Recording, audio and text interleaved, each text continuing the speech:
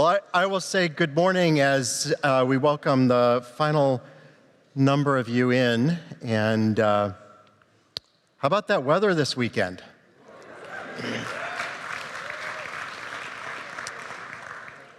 You really brought it with you. Last weekend it was miserable, so congratulations on all of our success with that. My name is John Torget, and I serve as the Associate Vice President for Engagement here at the university. And I'm deeply pleased to welcome alumni, guests, and families back to Blacksburg as we celebrate our 5th Summer Alumni Weekend. We're thrilled to be back together again for this new summertime tradition. As alumni, there's so many time-honored campus traditions that you've experienced together, from the ring dance to feeling the cold wind across the drill field. I'd like to take just a few minutes to sort of walk forward and have everyone reminisce together of the experiences of our 5-year anniversary classes and their years on campus. The class of 1973, who's celebrating an induction into Cornerstone, experienced our 100th birthday on campus. You enjoyed concerts through Isaac Hayes and Neil Diamond, as well as the Doobie Brothers, and saw Virginia Tech win the NIT championship, besting Notre Dame 92-91, with a shot at the buzzer by Bobby Stevens. The class of 1978 had a chance to see the Grateful Dead perform at Castle, and they are still performing on campuses. When you were here, enrollment topped 20,000 for the very first time, and the General Assembly officially established the College of Veterinary Medicine, which founded and entered its class for the first time. And I hope many of you were able to take advantage of that tour this weekend. The class of 1983 was here for the beginning of the Blacksburg bus system. We now have the multimodal transportation hub coming up. And that, at that moment, was a great leap forward in transportation across campus. A ring dance that you coordinated had a hot air balloon on the drill field, but of course, the winds were too high and it just sat there. For the class of '88, saw Virginia Tech, the High Techs, place second in the national championships. And during your sophomore year, you may have camped out together in line for tickets for the Virginia Tech UVA football game, which sold out within an hour. And as you graduated, the Corporate Research Center was opening with its first building. And now that's a huge, major part of campus. The class of '93, 30 years ago, was part of the university's community outreach to southern Florida after the devastating Hurricane Andrew. Alpha Phi Omega held the Swamp Aid Band concert, and Virginia Tech Police and the YMCA coordinated a massive food drive. 25 years ago, with the class of '98, was part of our 125th anniversary celebration during that academic year, and you may remember the blizzard of '96 when a late snowstorm hit campus before spring break, and the giant cake dining services made to welcome back the picnic that had over 10,000 students, and it weighed 3,400 pounds. The class of 2003 was here as students and faculty built a solar house for the Department of Energy's Solar Decathlon project, which has continued to exceed and excel. The Princeton Review ranked Virginia Tech as #1 best campus food.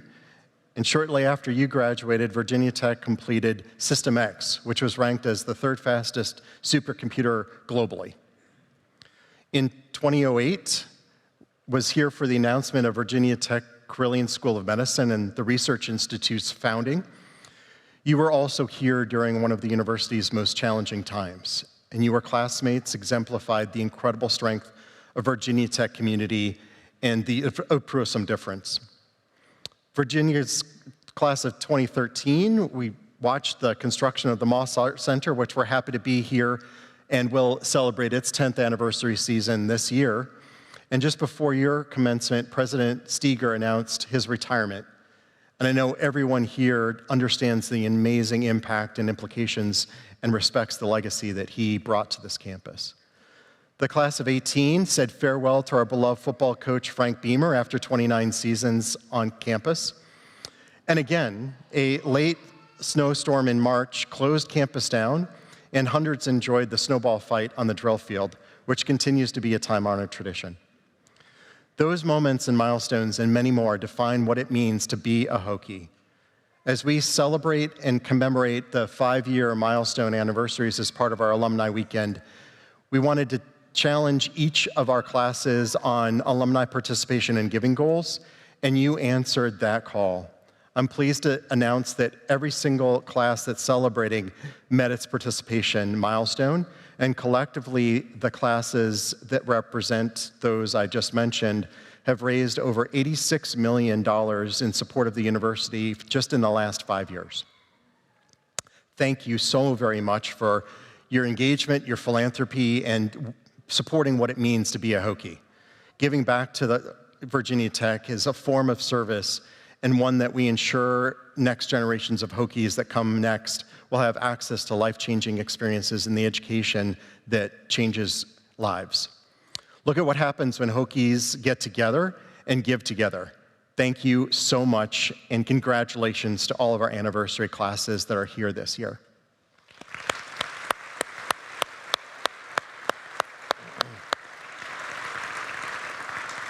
Now it's my pleasure and deep honor to introduce Virginia Tech's 16th president, Dr. Timothy Sands, who will be giving university update. And following that, I'll be asking him a few questions prepared and some that you have offered to us today as well.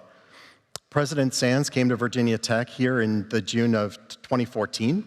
He's a scientist, an educator, and a nationally renowned inventor. Please welcome Virginia Tech's President, Tim Sands.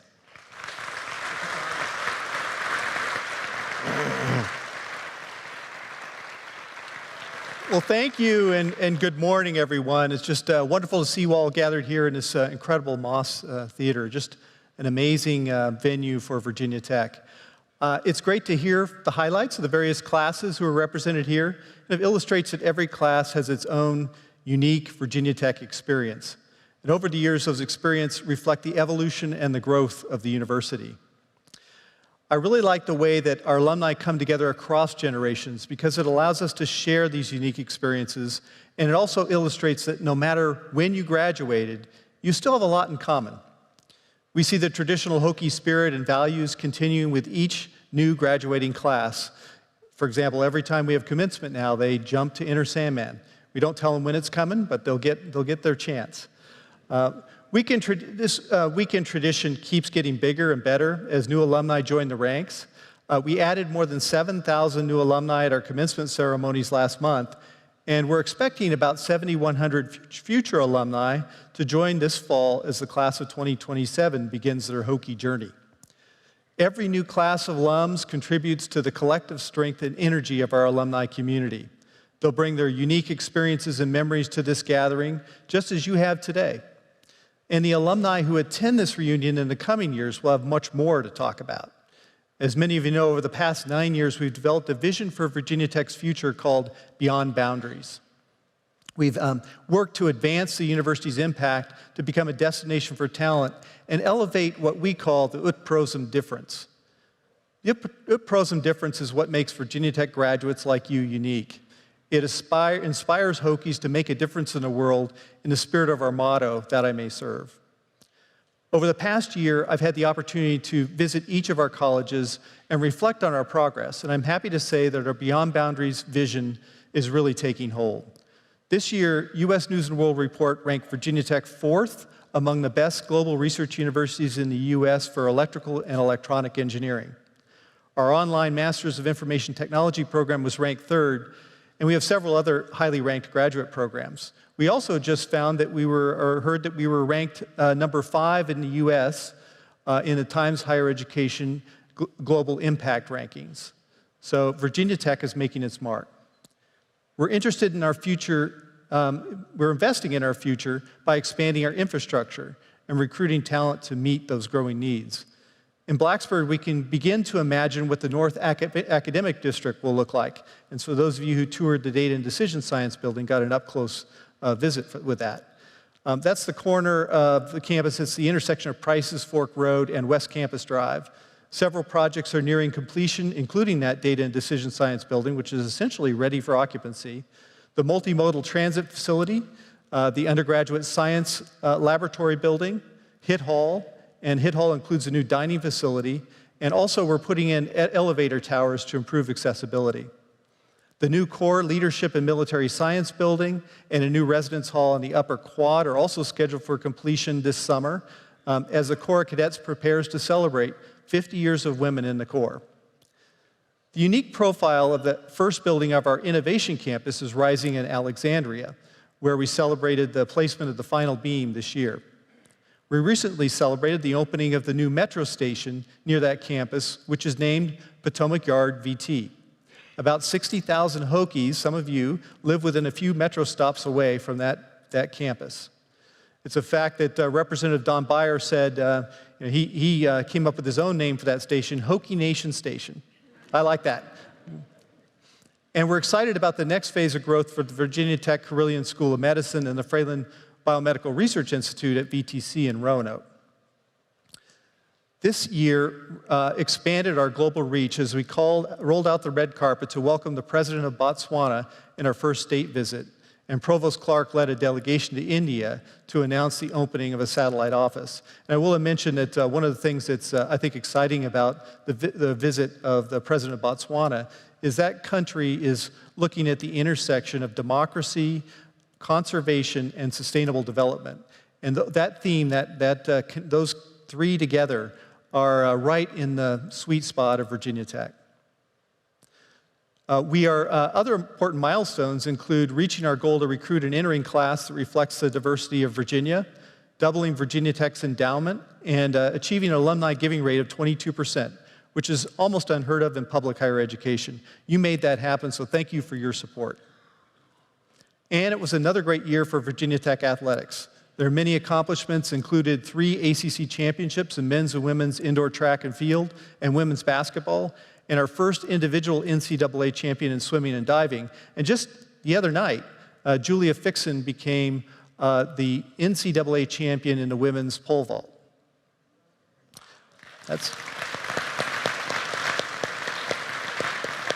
of fact, we had 4 Hokies in the finals, and that comes just a couple of years after Rachel Baxter won the indoor NCAA championship in the pole vault. So we've become Pole Vault U.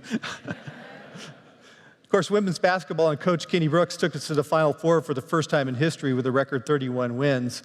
I like to point out, and I was just amazed at this, it's so important, over 3.4 million viewers watched the Final Four game, and everyone who tuned in knows what it means to be a Hokie.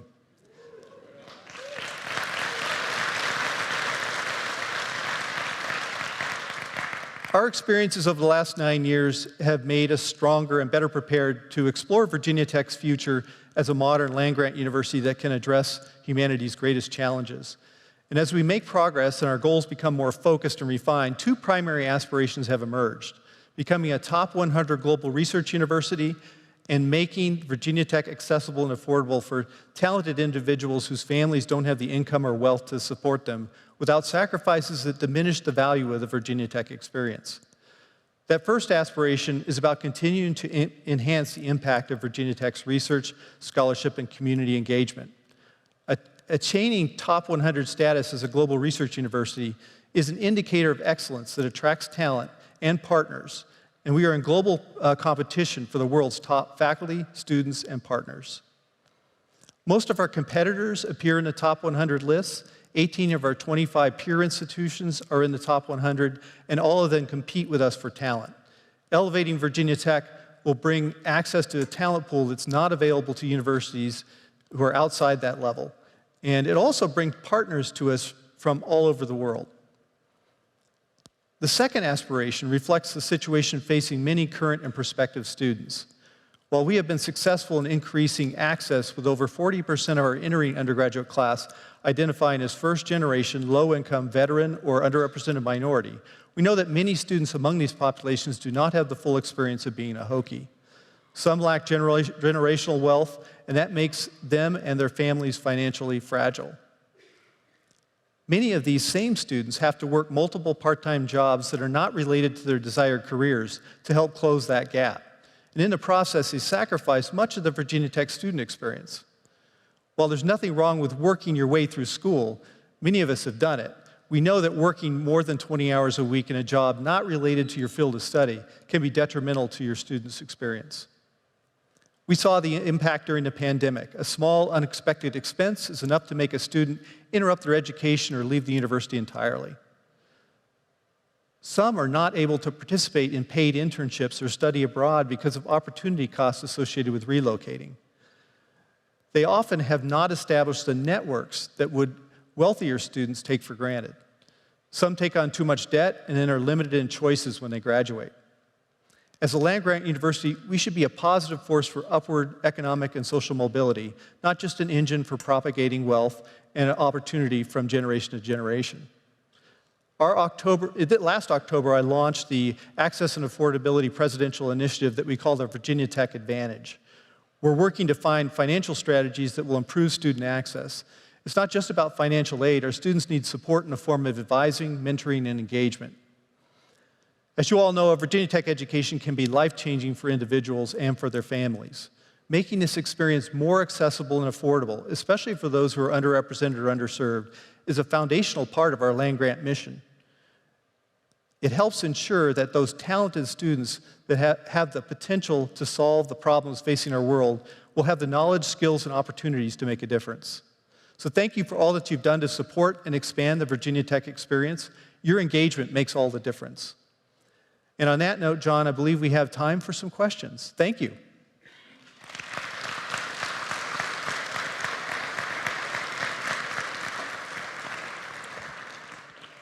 Thanks, John.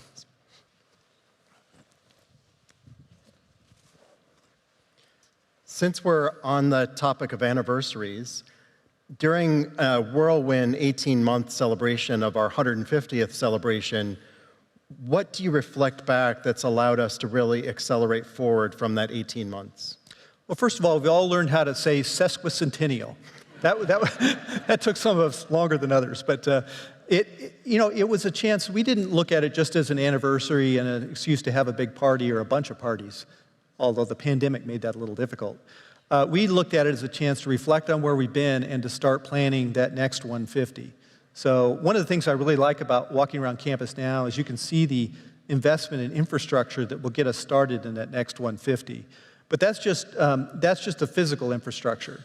If you look at the students we're attracting to Virginia Tech now, I mean, it's just extraordinary. We had 47,000 apply for this fall coming up, and it keeps growing. And you hear a lot about the demographics and about lack of interest in higher ed and people steering away from it. And those trends are true, but it's not impacting us yet. And we're really thrilled to see this upward momentum. And I think a lot of that has to do with the period, that 18 months of really doing some thinking about what Virginia Tech could become. We've got a great start. That first 150 went pretty well. We had our ups and downs, but we had momentum throughout that period. I also think of Virginia Tech as a young university, and I think that attitude is giving us a higher ceiling. And the reason for that is, we were a small military academy, a land grant, but a small one, up until we entered the 1960s when T. Marshall Hahn opened up the enrollment to beyond the core. And so we then took off and became a comprehensive state university and grew by a factor of 3 rather quickly then. And I just think that if you think back 50, 60 years ago, that's not that long to be in pursuit of the next level for Virginia Tech. And then coming out of this celebration, I think we're all really, I feel like we have a slingshot behind us. So I'm really excited about the next few years. Well, we have many generations of Hokies in the audience and many multi-generational families as well. With everything that's happening, do you have advice you would give for an aspiring prospective student, prospective Hokie? Well, I mean, I think we're looking for well-rounded students. So we do what's called holistic admissions. Of course, we want the test scores and the GPA, but we also want to see students who've overcome obstacles. So we look not just at what classes you've taken, but what classes have you taken relative to what was available? Have you really pushed yourself given what was available to you? And that, I think, is one of the most important things, is to prospective students should be thinking about pushing themselves to show that they can overcome obstacles. They shouldn't be worried so much about the GPA, their grades. They should be worried about how much they challenge themselves. That will show through in their application. But these days, we're in an interesting situation where our enrollment is more or less capped at about 30,000 undergraduates.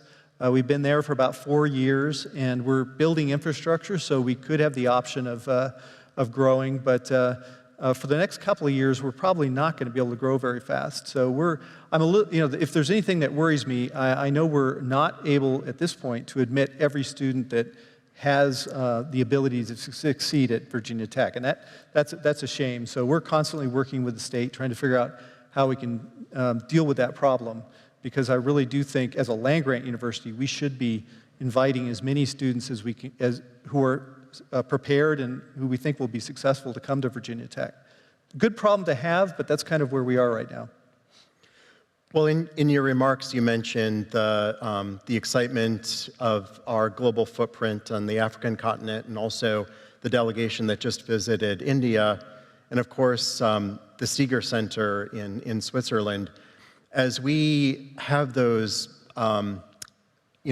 visionally placed locations globally, what's happening to globalize us here in Blacksburg? Well, you raise a great question, because I could have answered that. I would have answered that differently 5 years ago before the pandemic. But with the change in the world order and the pandemic, we've had to regroup and rethink our global strategy. It's always about talent. It's about bringing talent to Virginia, to the Commonwealth, and global partners to the Commonwealth. We do that really well. But on campus, we're now rebuilding our international enrollment, because that suffered over the pandemic. But the thing that's exciting is it's becoming much more representative of the world. So the undergraduates coming in this fall are from 78 different countries. That's the highest number of countries represented among undergraduates, international undergraduates. The numbers are still fairly small. It's a few thousand, but they represent a much broader swath of the world than they did a few years ago. So I think that's exciting. We're in the midst, though, of doing a strategic global plan. We don't have the end result quite yet, but we can kind of see where it's headed. I think our students do need, I know there's been this back and forth about globalization. There are risks in having a footprint overseas, and you do have to be ready to pull out. You always have to have that in your plan. But to give up on those experiences, I think would be a big mistake. So we will double down, but we're still in the process of trying to figure out what kind of presence do we need. You mentioned Africa. Huge opportunities there. The engagement with Botswana, which has been going on for something like 20-plus years, and has really been based on the efforts of Professor Kathy Alexander, who also works at this intersection between conservation and sustainable development, and how do you deal with humans living in a place where you have a very diverse animal population, and looking at the edges of that in terms of disease, zoonotic disease, but also the way people use land and how that impacts the elephants or whatever other species you want to look at. So this is a case, and this is true, I think, across the board. We already have a presence in almost every corner of the world right now. You can find a faculty member or a group of students or even a home base, a research center that has a Virginia Tech flag on it almost anywhere. But the question is, which ones do we build out to become major centers for Virginia Tech, and how do we build them out in a sustainable way? The one that we have in Riva San Vitale in the Ticino part of Switzerland, Italian-speaking part of Switzerland, has been there for about 30-plus years, I believe now. And as a matter of fact, Laura and I are going to visit in a couple of weeks. That's not rough duty. But we built that slowly, and it's changed, it's morphed depending on the needs. It started off as a center for architecture, which made sense because Ticino is really the heart of the architectural community in that part of Europe. But it's now broadened to include all of our disciplines, and still has a big connection to architecture, but it's now much broader, and we're growing it slowly, and I think it's a huge asset for us. Love to do something like that in Africa, and there are other places like South America where we should have some kind of a presence. So I think you mentioned at one point during this weekend that here just in a few weeks you'll be embarking on your 10th year as this university's 16th president. Do you have a moment or two in that period of time that you reflect on and you're just deeply proud? Oh, I mean, every day. I mean, you've heard of imposter syndrome. I feel that way every morning when I wake up. How did I get this job? It's such a great position to have, and at the best university on the planet in terms of alignment with my own values. And so to have discovered Virginia Tech almost 10 years ago, and then to be invited to be its president is the biggest honor of my life, no question about that from a professional point of view. But every day is an adventure. It's exciting. You know, it's in seasons. I remember the first few years, Laura and I talk about that all the time, that the first few years we did everything. Every event we could do, we did them. And we didn't sleep, and we barely ate, and we didn't exercise. We just did everything. And you can only do that for a few years, and then we finally learned that that wasn't sustainable. And so now we're in a different pattern. But the university's also gone through seasons in these 9 years. I feel like the first few years we were there was all about getting to know Virginia Tech. It was time to move in a new direction, building on the strengths and the great work that had been done by predecessors. But after we got Beyond Boundaries launched and we kind of had a North Star for where we were headed, then it was actually, okay, let's do this thing. And probably the biggest inflection point, I think, in our history during my time has been that ability to build the presence in Alexandria, which that I can tell a long story about that, but that was about being ready, about being ambitious, and not listening to the naysayers and just sticking with it, and then getting a little lucky. So, but there are many others. Inheriting the Virginia Tech Carilion School of Medicine and the Fralin Biomedical Research Institute, that was already launched and established, moving forward when I came in 9 years ago. And just, it's been a great ride, and there's a great future ahead. So, I feel very lucky to be here. Well, embedded in that Innovation Campus announcement, and the building will begin to be occupied a little over a year from now. I think you've described before how important for our success collaboration is. What does collaboration look like for this tech talent pipeline that the Commonwealth is pushing us forward on? Yeah, I think this is a new era. I just met with the Secretary of Education here on campus 2 days ago, I guess it was. And we were talking about that very thing, that the opportunity we've got with the Innovation Campus, and we've done a little bit of this in Blacksburg as well, especially with the Calhoun Honors Discovery Program, that our alum Dave Calhoun, who's CEO of Boeing, made a generous gift, a personal gift several years ago, to really get into this idea of project-based learning. You all hear about capstone courses. Many of you took capstone courses while you were at Virginia Tech. Maybe your final year, especially if you're an engineer, you got together with a group and you worked with a problem that was somewhat realistic, maybe brought in from industry. We're taking that and putting it on steroids, as they say. 50% of the curriculum in our master's program in Alexandria will be project-based and will be with partners. So we're going to have multiple disciplines ultimately in each group. We're going to have multiple, really dozens of partners. And that will be the major part of the experience that our students have in that master's. And I think bringing in that authentic experience, these are real problems they're going to bring, problems that our partners have. They're not just things that simulate a problem. They're going to be real problems. And they're going to have access to our talent, the talent that we bring in, and they'll bring in their own support as well.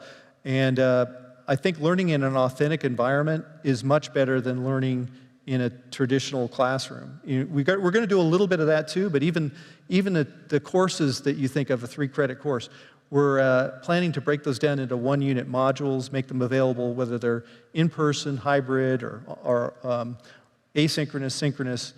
We need to meet the needs of the student body as well. And a lot of those students will be already working. They'll be part of the incumbent workforce. Some of them will be transitioning from Virginia Tech and Blacksburg. Some of them, we have articulation agreements with 8 schools in the Commonwealth, private and public, where they will prepare their undergraduates to take a one-year master's in computer science or computer engineering, regardless of what discipline they're in. So they get a bachelor's degree in something at one of these partner universities, and then they'll do a one-year capstone at the Innovation Campus. And the fact that we've got 8 institutions already signed up is really exciting. Some of these are smaller, some of them are bigger, but we've got some like Hollins University, we've got James Madison, a few others that it's not all the publics. But that's key because the state gave us money and support with the idea that we would diversify the talent base. Because if you look at a master's in computer science or computer engineering right now, most of those programs around the country are international students dominated. They're maybe 90% international students because that's where the demand has been. What we've been doing is creating pathways for Virginia students and domestic students into our programs, and that, I think, will have a huge impact downstream.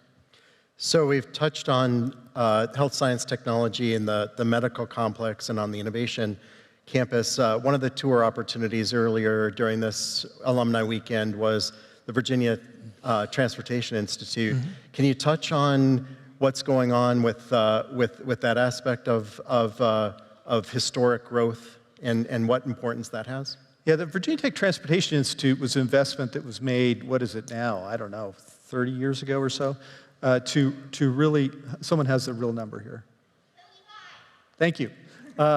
It is an amazing research institute in that it has become a world center for essentially human factors understanding of new technology and new traffic regulations, all the things that we worry about, autonomous systems. So if you're going to, if you're in South Dakota or something and you're planning to introduce some new technology into the highways, connected vehicle technology, whatever it may be, you're gonna, that work is gonna pass through the VTTI here. It's gonna be a result of something that was done here. And we have, last I checked, and maybe some of the audience has the latest number, 130 corporate partners around the world tied into Virginia Tech. We have some data, some naturalistic driving data that no one else has, that all car manufacturers and those in the OEM world and all the government entities need to have in order to do studies to understand traffic safety and some other essentially human factors work. So it is exciting to see that grow. We had the Smart Road, which is that bridge that can create its own weather, but we've added a rural test track and an urban test track, and it continues to grow. Why do you think alumni are so critical for involvement as we launch on this next 150 years? I mean, clearly many things are happening, and participation was more than just to get to a goal. Why do you think that matters so much? Well, it's a great question. One of the things that I think about when I look at our future and where we're already headed, but where I think we're going to be in 10 or 20 years, it's going to be very much based on partnerships. It's going to be based on, Virginia Tech can't do it all, and we need to find partners, whether they be in higher ed or other sectors. And our alumni bring those connections. All of you, the connections you bring to Virginia Tech. I mentioned project-based learning. You can't do the project-based learning without a partner. And usually that has to be a partner outside of higher ed. And our alums bring us those connections. They also provide mentorship for our students. And they build networks that allow our students to already have jobs when they graduate. So it goes way beyond money. It's really about making those connections that will make Virginia Tech strong. And Charlie Flieger, our Senior Vice President for Advancement, likes to talk about our demographics. We're in an unusual spot. If you look at the large land-grant universities, the ones that you think of, the Ohio States, the Penn States, the Purdue's, Minnesota, you think about those big land-grant universities. They were all formed about the same time as Virginia Tech, but we were on a different path then. We were a small military land-grant where they were growing early in their history. They became major research universities 100 years ago. 100 years ago, we were not a research university. We are very recent compared to them. And so we have a very small alumni base of 270,000 or so living alumni. Well, that doesn't sound small. I mean, that's actually a pretty big number. But if you look at these other institutions that are like us, they have 500,000. And the exciting thing about our trajectory is we are headed there, and it won't take us that long to get there. When those of you in the class of '73 remember how fast the university was growing. Well, those alums have come and have started to give back in all sorts of ways. And now we've got the classes behind them where those graduating classes were even bigger. So we're a latecomer in terms of the demographics, but we are going to grow very, very fast compared to our peers. And the fact that we have 22% of our alumni giving to the university now, whereas it was 9% a few years ago, it's 22% now. That portends very well for us going forward, because as our alumni base grows more rapidly than our peers, we also have a very, very high giving rate. The other part, it's not, as I said earlier, it's not just about giving. One of the goals of our Boundless Impact campaign is 100,000 Hokies engaged. And last I saw, we had about 88,000. And we have a very specific set of criteria to determine whether someone's engaged or not. It's not just giving money, it's participating in the life of the university. 100,000 engaged out of 270,000, that's incredible. There are not many, if any, public land-grant universities with that kind of engagement. And because we're growing so fast, it is the future. I mean, I really think that is the number one biggest opportunity we have going forward, is continuing to engage all of you and those that follow you in a way that builds the university, creates those networks, creates mentorships, internships, and partnerships that really will distinguish Virginia Tech.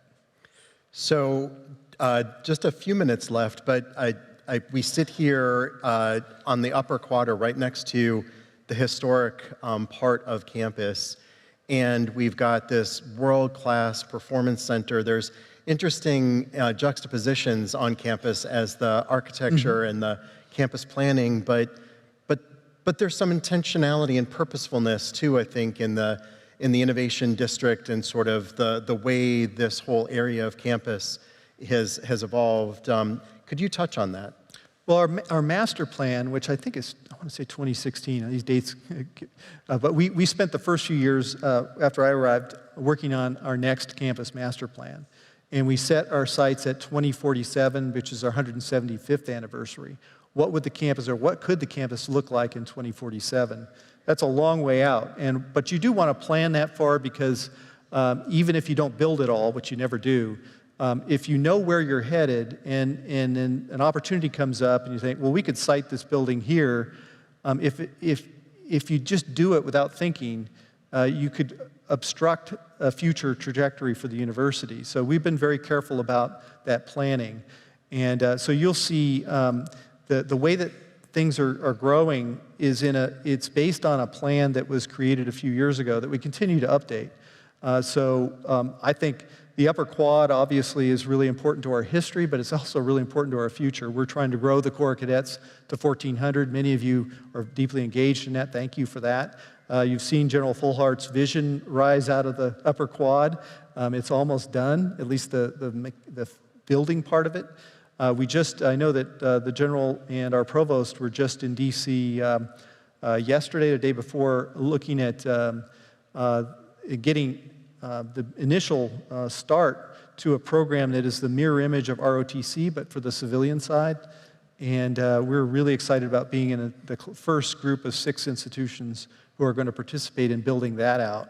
So the future is very exciting for the upper quad. The Creativity and Innovation District, ultimately you'll see that spill out into the Blacksburg community, and we've been working with the town on that. So the CID, Creativity and Innovation District Residence Hall, is the beginning of that. But we do plan that connects with Moss, and there's some planned buildings that will connect between Moss and the CID. It will make that the arts and design and creativity district that will then connect with similar activities in the town. The North Academic District, which is being built right now, is going to be the academic hub at the undergraduate level for the campus. It already was. If you look at where the students end up going with Goodwin Hall and some of the other buildings that are in that part of campus, but now we have enough infrastructure to support a very large number of students in that quadrant of campus. The athletics campus has grown in a very intentional way. And the thing I love about athletics here is you can pretty much walk to all the venues. There aren't too many campuses in the country like that. And we've been fortunate because long before my time, the leadership was planning this in a very systematic way. So I'm a big fan of master planning. And we'll make some mistakes, but one of the biggest things that I am excited about is accessibility, because our campus is a mountain campus, and it's very difficult to get from the one level to the other if you have any kind of physical impairment. It discourages people from coming to Blacksburg, frankly. But I think we're on the verge of solving that problem with the infinite loop and the 2 elevators that we're putting up to get us from the level of the North Academic District up to the level where Burris Hall is, which is a pretty steep hill, a lot of steps, Machu Picchu style. But now we're going to have elevators there. That infinite loop will have no more than a 5% grade. It'll go around kind of it's like the inner periphery of the campus, a 2-mile run, a 2-mile circuit that will allow all sorts of vehicles and no steps, just all the way around. And then we'll have greenways coming off that. So all that plan you can see on the line if you want to look up the master plan. And you can kind of see why we're putting buildings where they are, why we're leaving open space where we are. It's because it's in the master plan. So.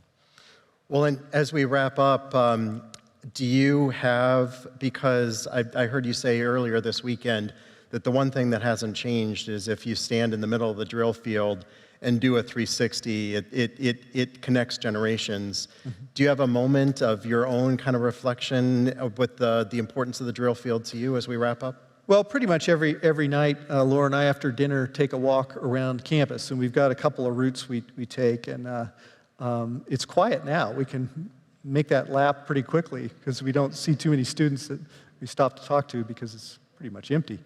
But when we get to the Memorial Court and look out over the drill field and then into the duck pond area, and the Grove is on a hill at the end of that, and then you can see the Alleghenies behind us, it's just a magical view because you see the history of Virginia Tech. It's such a long expanse. There's usually weather on the drill field, we have fog or something, so you're looking through some weather on the way to seeing the other end of campus.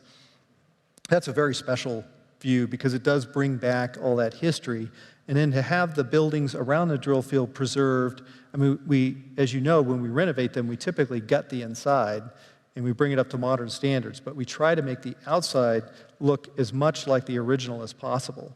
Probably the best building we've got is where our liberal arts and human sciences, the old YMCA building, the first Hokie stone building on campus. Have a look at that if you haven't noticed it recently, but it's right at the edge of the upper quad, and the renovation to that was spectacular. It preserved the old building, fixed it up, modernized it, removed the tree that was growing out of the chimney or whatever it was. And, it was really in disrepair. And then added a wing for accessibility, elevators and stairs that weren't there before, and did it in a way that was very respectful of the original building. So we try to, I always guarantee that. You come to the middle of the drill field, look around, you'll know where you are, that's it.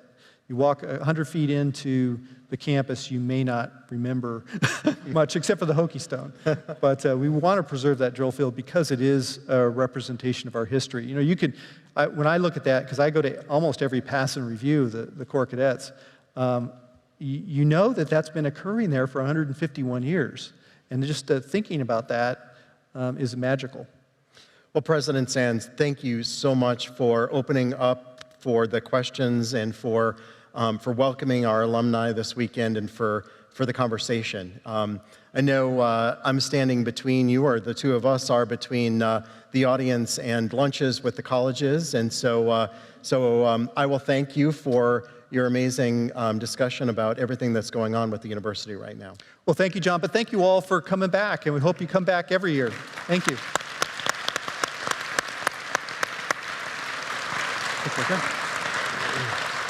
Thanks, John.